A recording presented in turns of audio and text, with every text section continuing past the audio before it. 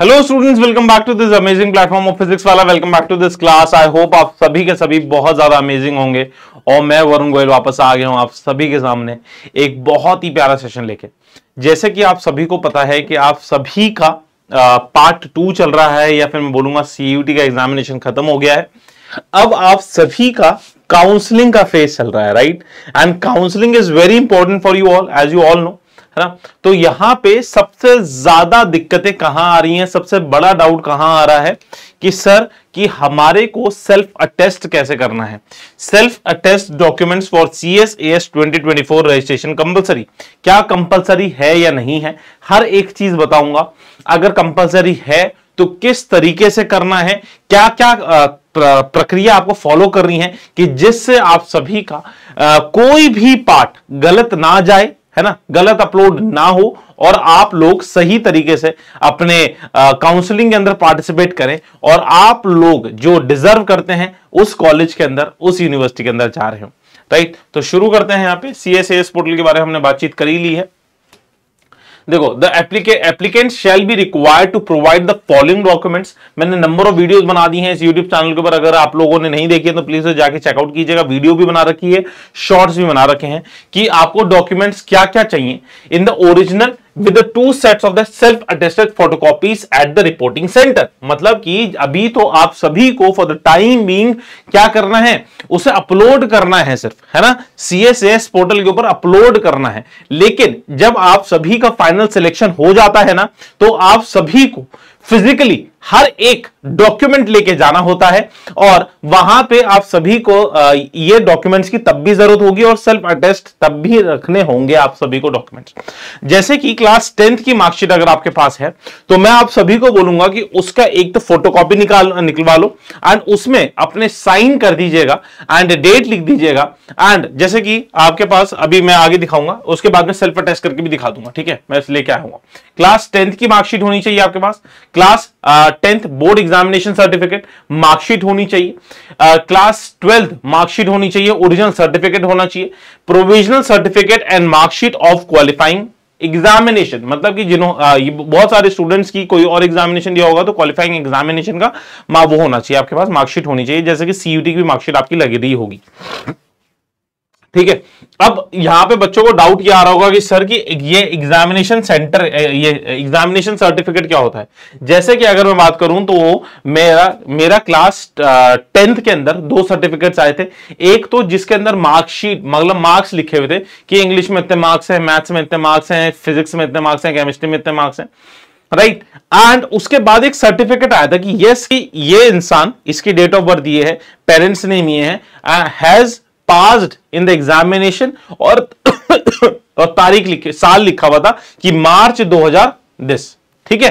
तो एक passing certificate मिलता है आपको एक बोर्ड की तरफ से, तो वो पासिंग सर्टिफिकेट भी आप सभी के पास होना चाहिए। बहुत ही कम यूनिवर्सिटीज मांगती हैं, लेकिन फॉर द सेफर साइड, है ना, फॉर द सेफर साइड में आपको बोलना चाहूंगा कि आपके पास पासिंग सर्टिफिकेट भी होना चाहिए। मार्कशीट तो होगी ही। क्लास 12th की मार्कशीट में आप सभी को अगर आपके पास आ गई है तो वेल एंड गुड है, आपके स्कूल्स के अंदर पहुंच चुकी होगी। आपकी क्लास 12th की मार्कशीट नहीं पहुंची है तो व्हाट यू कैन डू, आप लोग डिजी लॉकर से आप लोग अभी डाउनलोड कर सकते हो, ठीक है ना। उसका प्रिंट आउट निकाल लीजिएगा और उसके बाद उसके ऊपर किस तरीके से करना है वो सारी की सारी चीजें मैं बताऊंगा ही। और ओरिजिनल सर्टिफिकेट भी, अगर आपकी मार्कशीट आई है तभी ओरिजिनल सर्टिफिकेट आया होगा, नहीं तो डिजी लॉकर पे तो सिर्फ और सिर्फ अभी आपके पास मार्कशीट ही होगी। अब provisional certificate in the marksheet of the qualifying exam. Qualifying exam में यहाँ पे जहां पे जैसे CUT का एग्जामिनेशन आपने दिया है तो CUT का स्कोर कार्ड जैसे आएगा आपके पास, वैसे तो CSAS पोर्टल में ऑटोमेटिकली अपलोड हो जाएगा आप सभी का, ठीक है, खुद से वो इंफॉर्मेशन फेच कर लेगा। लेकिन लेकिन तब भी आपके पास होना चाहिए अपने पास, है ना। जब आप लोग फिजिकली डॉक्यूमेंट सबमिट करने जा रहे होंगे तो आपके पास ये सारे डॉक्यूमेंट्स भी होने चाहिए। क्लियर है? आई होप ये सारी की सारी वीडियोस आपने फोटोज इसकी निकाल ली होंगी, नहीं तो इसका स्क्रीनशॉट आप ले सकते हो। अगर आप लोग किसी रीसेंट कैरेक्टर सर्टिफिकेट ये कहां से मिलेगा भाई, ये आपको मिलेगा अपने स्कूल से, है ना। जो ड्रॉपर्स हैं, ड्रॉपर्स ने लास्ट ईयर ले लिया होगा, नहीं लिया है तो जाके ले लो। कैरेक्टर सर्टिफिकेट आपका स्कूल देगा, आपको आपका बोर्ड नहीं देगा, आपका स्कूल देगा। अगर आप किसी रिजर्व्ड कैटेगरी से ताल्लुकात रखते हैं तो आपको SC ST PWD और इसका आपको लेना है, जिसमें आपका नाम होना जरूरी है, कैंडिडेट का नाम होना इसमें जरूरी है भाई, है ना। पिताजी के नाम का बना रखे हो तुमने कोई सर्टिफिकेट, माताजी के नाम का है, भाई के नाम का है, तो वो नहीं चलेगा। वो अपलोड अगर आप करोगे तो रिजेक्ट हो जाएगा, या फिर आपको उस सर्टिफिकेट से उस कोटा का बेनिफिट नहीं मिल रहा होगा अगर आप लोगों का उस सर्टिफिकेट के अंदर नाम नहीं है। तो आई होप ये चीज क्लियर हो रही होगी बाय द कॉम्पिटेंट अथॉरिटी। और उसके अंदर आपको दो चीजें ध्यान रखनी, एक तो मोहर और साइन, जो कि मतलब मैं बोलूंगा आपकी जो तहसील है ना, तहसीलदार से ऊपर का एक जो अथॉरिटी होती है, उनके साइन और सिग्नेचर होने चाहिए। उनकी है तो ठीक बात है, नहीं तो उनके साइन और सिग्नेचर ही होने चाहिए, तभी वो चीज मान्यता प्राप्त होगी। और सबसे इंपॉर्टेंट चीज, बहुत स्टूडेंट ऐसे होते हैं जैसे ओबीसी होते हैं, एसटी कैटेगरी से आते हैं, वो होते हैं स्टेट कैटेगरी के, स्टेट से उनको ये मिलती है। आप सभी को स्टेट वाला नहीं लगाना है, सेंट्रल लेवल का लगाना है। होप लिखा हुआ है इसके अंदर, है ना, सेंट्रल लेवल का लगाना है। मतलब कि सेंट्रल गवर्नमेंट ने अगर आप सभी को आपकी जो भी है ओबीसी में अगर आप आते हैं, सेंट्रल लेवल का सर्टिफिकेट आपको अगर इशूड है, तभी आप लोगों का वो बेनिफिट उठा पा रहे होंगे, नहीं तो नहीं उठा पा रहे होंगे। एसटी कैटेगरी वाले भी अगर सेंट्रल लेवल का है तो आप लोग कैटेगरी का फायदा उठा पा रहे होंगे, नहीं तो नहीं उठा पा रहे होंगे। या फिर मैं बोलना चाहूंगा, जितने भी लोग हैं अगर किसी कैटेगरी का फायदा उठा रहे हैं, उसका मतलब उस कैटेगरी के अंदर लाई करते हैं, तो आप सभी को तभी फायदा मिलेगा उसका अगर आप सभी के पास वो सर्टिफिकेट्स सेंट्रल लेवल के होंगे। अगर स्टेट लेवल के हैं तो नहीं मिलेगा, स्टेट लेवल पे नहीं मिलने वाला। क्लियर है? आई होप यहां तक समझ में आ गई होगी। ओबीसी भी सेंट्रल लेवल का होना चाहिए, अभी भी in the name of the candidate issued by the competent authority. ठीक है, सेंट्रल लेवल का सबसे इंपॉर्टेंट बता रहा हूं। तमाम सारे बच्चे लास्ट ईयर भी उन्होंने अपने स्टेट लेवल के सर्टिफिकेट्स भरे थे और उनको बेनिफिट नहीं मिला था अपने सर्टिफिकेट्स का। इसी वजह से मैं बोल रहा हूं सेंट्रल लेवल का। बार बार अगर आपको लग रहा होगा कि एक ही चीज को क्यों रिपीट किया जा रहा है, क्योंकि बच्चे इस चीज को समझते नहीं है, स्टेट लेवल का डर लगा देते हैं और सोचते हैं कि शायद हम लोग बच जाएंगे और हमारे को सर्टिफिकेट का फायदा मिल जाएगा। दिल्ली यूनिवर्सिटी डायरेक्टली कैंसिल कर देती है आपकी कैंडिडेचर। ठीक है, द सर्टिफिकेट इशूड आफ्टर, हाँ, और सबसे इंपॉर्टेंट चीज है ये कि आप सभी के जो सर्टिफिकेट्स हैं ये आप सभी के 31 मार्च 2024 के बाद के ही होने चाहिए। EWS category, SC, ST, OBC, PWBD सारे के सारे आपके 31 मार्च 2024 के बाद के होने चाहिए। तो अभी आपके पास अच्छा खासा टाइम है, उनको जाके चेकआउट कर लो। अगर तुम्हारा सर्टिफिकेट है भी और 31 मार्च के बाद नहीं होगा तो नहीं होगा कुछ फायदा। ठीक है, तो कुछ फायदा नहीं हो रहा होगा आप सभी को, तो आप सभी को 31 मार्च के बाद के सर्टिफिकेट्स ही चाहिए। माइग्रेशन सर्टिफिकेट फिर से आपको कौन देगा? कॉलेज, स्कूल ही देगा। जिस स्कूल से तुमने 12वीं दी है वो देंगे। ठीक है, required for those students who have pass qualifying examination from outside Delhi university, है फ्रॉम आउटसाइड दिल्ली। ठीक है, फॉर द दिल्ली यूनिवर्सिटी, जो दिल्ली यूनिवर्सिटी से बाहर, दिल्ली के बाहर के स्टूडेंट हैं उनको मिलेगा। At least 2 passport size self certificate, self attested photographs. अब सारे के सारे मैंने डॉक्यूमेंट्स आपको यहां पे बता दिए हैं।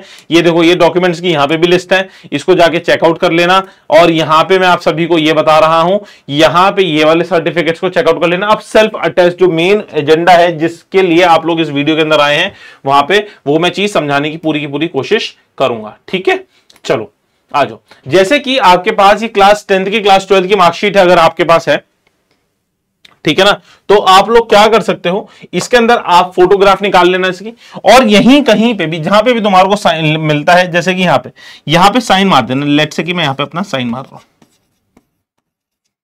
ठीक है, और यहां पे डेट डाल देंगे, लेट से कि 2 जून 24 है, और अटेस्टेड फॉर DU काउंसलिंग। वैसे लिखना है लिख दीजिएगा, लेकिन मैं तो अपने स्टूडेंट्स को यही बताता हूं कि आप लोग अपने निजी कोई सर्टिफिकेट्स दे रहे हैं तो वैसे तो नहीं होता, लेकिन फॉर द सिक्योरिटी पर्पसेस, कि अगर आप लोगों ने ये सर्टिफिकेट दे रहे हो तो इसमें लिख दो कि for the Delhi university counselling, कोई दिक्कत नहीं होती। सेल्फ अटेस्ट में सिर्फ और सिर्फ अपना वरुण गोयल एंड जैसे कि आपका जो भी नाम होगा साइन मारिएगा एंड उसमें डेट लिख दीजिएगा। यहां पे भी जैसे कि यहां पे पूरी की पूरी जगह है, तो यहां पे आप लोग अपना साइन डाल दीजिएगा एंड अपना डेट डाल दीजिएगा एंड इसमें फिर से वही लिख दीजिएगा अटेस्टेड फॉर द हाँ, दिल्ली यूनिवर्सिटी काउंसलिंग किसी और यहां पे अगर जो मैं सेल्फ अटेस्ट करवा रहा हूं तुम्हारे को, वो तुम्हारे ना सिर्फ दिल्ली यूनिवर्सिटी, जितनी भी यूनिवर्सिटीज होंगी सारे के सारे वो के लिए आप लोग एलिजिबल हो जाएंगे। क्लियर हो गई प्यारे प्यारे बच्चों को मेरी बात? ठीक है। Scan photocopy of the passport size photograph with in the prescribed file limit, है ना, जैसे कि जितने भी हैं आपका CSAS पोर्टल पे प्रिस्क्राइब्ड हर एक चीज दी गई है, वो ही आपके पास साइज होना चाहिए, है ना, वो ही पैटर्न होना चाहिए आप सभी के पास, है ना, तभी आपका वो एक्सेप्ट होगा, नहीं तो वो अपलोड भी नहीं होगी। और इसमें भी आप लोग साइन कर सकते हैं। इसके नीचे एक फोटोग्राफ निकालिएगा, एक व्हाइट पेज लिखिएगा, उसको इस पे साइन मार दीजिएगा, ठीक है, और उसको फिर से मोबाइल से स्कैन कर लो या फिर स्कैनर से स्कैन कर लीजिएगा। क्लियर है प्यारे बच्चों? क्लियर है प्यारे बच्चों? ठीक है। अब scan copy of the signature with in the prescribed scan, जैसे यहां पे आपके साइन है, व्हाइट पेपर लो, व्हाइट पेपर पे साइन मारो, उसको स्कैन कर लो, खत्म बात। ठीक है जी, यही सारी चीजें। Government issued proof with the photograph, है ना, जो आपके पास आईडीज होती हैं जिसके अंदर सरकार ने, जो सेंट्रल गवर्नमेंट ने आप सभी की आईडीज इशू की होंगी वो ही वैलिड होंगी, जैसे कि आधार कार्ड जिसके अंदर आपकी फोटो होती है, पैन कार्ड अगर आपका बन गया है तो पैन कार्ड भी लग सकता है, नहीं तो ड्राइविंग लाइसेंस और आधार कार्ड आप लोग रखें तो ज्यादा बेटर रहेगा। ठीक है, फोटोकॉपी होनी चाहिए, फोटोग्राफ होनी चाहिए। पैन कार्ड में आपका आई थिंक वो नहीं होता ना, क्या बोलते हैं, एड्रेस नहीं होता, तो इसी वजह से कभी कभी कुछ कुछ इश्यूज आ जाते हैं। आधार कार्ड के अंदर और ड्राइविंग लाइसेंस के अंदर आपके पास पूरा का पूरा एड्रेस होता है, तो वहां पे इसलिए कभी भी इश्यूज नहीं आते। In addition to this, candidate will also required a mobile number and a working email ID to complete the initial registration process on the website. ये तो मैंने जितनी भी क्लासेस ली हैं आपकी, जब CUT का फॉर्म आउट हुआ था तब भी, जब CSAS पोर्टल आपका लाइव हुआ है तब भी, हर एक बार मैंने यही चीज आप सभी को बोली है कि आपके पास ईमेल आईडी होनी चाहिए, ईमेल आईडीज नहीं, ईमेल आईडी होनी चाहिए, जो कि आपने CUT के अंदर डाली होगी वो ही मैं बोलूंगा CSAS पोर्टल के अंदर डालना। पासवर्ड भूलना तुम लोग इस समय पे अफोर्ड ही नहीं कर सकते। उसको पासवर्ड को चाहे तो कहीं लिख दो, अपनी मम्मी पापा को दे दो, ऐसा कुछ उसके अंदर ऐसा नहीं है कि अगर तुम लोगों ने पासवर्ड किसी को दे दिया, तुमने तुम्हारी आईडी किसी ने खोल ली तो भैया की करोड़ों अरबों रुपए का कोई नुकसान हो जाएगा, ऐसा नहीं होने वाला। पासवर्ड अगर तुम भूल गए और पासवर्ड तुमने नहीं खोला और आईडी के अंदर कुछ अपडेट्स आ रखी हैं, बहुत बार जैसे काउंसलिंग शुरू हो जाएगी ना आपकी, तो आपको इंटीमेशन आएगा दिल्ली यूनिवर्सिटी की तरफ से कि आपका इस काउंसलिंग के अंदर, इस कॉलेज के अंदर एडमिशन हो गया है, क्या तुम्हें एक्सेप्ट करना है कि नहीं करना, राइट और रॉन्ग। तो अगर तुम लोग इंटीमेशंस को मिस कर रहे होंगे तो दिक्कतें हो जाएंगी। और नंबर भी ऐसा होना चाहिए कि जिसके अंदर रिचार्ज हो, ये नहीं कि भैया सालों साल से उसमें रिचार्ज ही नहीं करा रखा है, बस चल रहा है, इनकमिंग आ रही है, आउटगोइंग जा ही नहीं रही है, वो कभी भी बंद हो सकता है, मैसेजेस आने भी बंद हो सकते हैं उसके अंदर। तो इसी वजह से वही नंबर्स होने चाहिए, कि वही नंबर होना चाहिए मोबाइल का जो आपकी इनकमिंग आउटगोइंग दोनों हो, रिचार्ज जिसमें पूरा हो, ईमेल आईडी वो होनी चाहिए जिसके अंदर आपके पास पासवर्ड हो। क्लियर है? चलो आगे बढ़ेंगे। ठीक है, अब how to attest the document मैंने वो आपको सिखाई दिया है कि किस तरीके से आप लोग डॉक्यूमेंट को अटेस्ट करेंगे। फोटोकॉपी निकालिएगा, उसको साइन कर दीजिएगा, उसके नीचे आप लोग सारी की सारी चीजें लिख सकते हैं। सो स्टूडेंट्स, आई होप सारी के सारे डाउट्स आप सभी के क्लियर कर दिए हैं मैंने। जितने भी डॉक्यूमेंट्स हैं, मोस्ट इंपॉर्टेंट डॉक्यूमेंट्स, वो सारे के सारे डिस्कस कर दिए हैं। कोई भी किसी भी प्रकार का आप सभी के पास कोई भी अब डाउट नहीं होने वाला for the self attested documents. अगर कोई डाउट है तो फिर भी do leave a comment in the comment box. मैं वरुण गोयल आप सभी की सेवा में हर समय हाजिर हूं। हर एक डाउट आपका क्लियर करने की पूरी मैं कोशिश करता हूं। पर्सनली रिप्लाई कर दूंगा, नहीं तो उसके ऊपर कोई वीडियो बना दूंगा। एंड हम लोगों ने जैसे कि CUT 2024 के लिए बहुत ही अच्छे तरीके से पढ़ाई करी थी, बहुत मेहनत करी थी और बहुत अच्छे मार्क्स लेके आएंगे हम लोग। और वैसे ही ये वाला पार्ट, मतलब मैं बोलूंगा वो पार्ट 1 था पढ़ाई वाला, उसको जितनी मेहनत करी है उतनी ही मेहनत इस समय करनी है। इस समय पे अगर आपके पास मिस इंफॉर्मेशन है, गलत इंफॉर्मेशन है, या फिर आपके पास लैक ऑफ इंफॉर्मेशन है, तो तब भी तुम लोग अपने अच्छे कॉलेज के अंदर नहीं जा रहे होंगे। तो रिलैक्स मत हो इस समय पे। इस समय पे भी सतर्क होने का तुम्हारा पूरा का पूरा अभी टाइम है। आप लोग CUT वाला चैनल को लगातार फॉलो अगर करते रहेंगे तो आपके हर एक चीज यहां पे क्लियर होती रहेंगी। Thank you students, God bless you, bye bye, take care, Jai Hind, keep smiling, keep learning. अगर कोई डाउट हो तो do leave a comment in the comment box. Bye bye, take care.